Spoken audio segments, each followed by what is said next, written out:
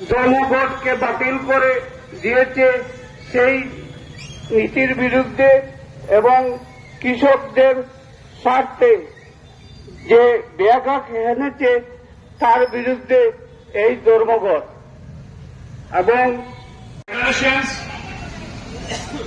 কৃষক সংগঠনগুলির পক্ষ থেকে আজ আমরা এখানে বিক্ষোভ প্রদর্শন করছি। এই বিক্ষোভ প্রদর্শনের আজকের এই দিনটাতে মূলত পূর্বের ঘোষণা অনুযায়ী আজ আমাদের সারা দেশে ধর্মঘট হওয়ার কথা ছিল, সমস্ত কিছু বন্ধ রেখে প্রতিবাদ জানানোর কথা ছিল সরকারি কেন্দ্রীয় সরকারের নীতির বিরুদ্ধে। কিন্তু দেশের বর্তমান পরিস্থিতি বিবেচনা করে কেন্দ্রীয় নেতৃত্ব এই ধর্মঘটকে আগামী 9 জুলাই সারা দেশে ধর্মঘট করার সিদ্ধান্ত নেওয়া হয়েছে।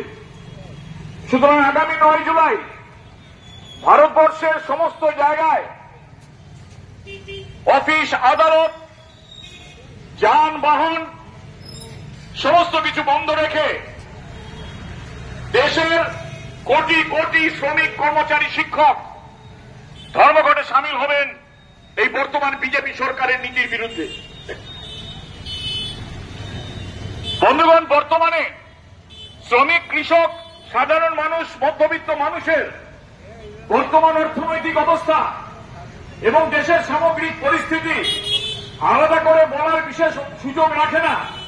আপনারা প্রত্যেকে এই বিষয়টা নিয়ে অভিজ্ঞ।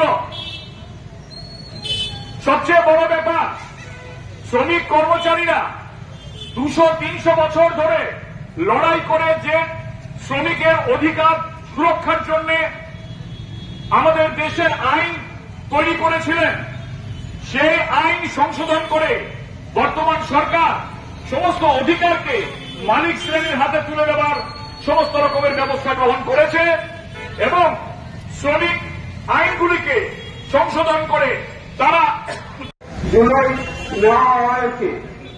বন্ধুগণ, এই ধর্মঘটের মূল কারণ হল যে কেন্দ্রীয় সরকারের শ্রমকূট অর্থাৎ শ্রমিক বিরোধী আন্দোলন, শ্রমিক বিরোধী নীতি এবং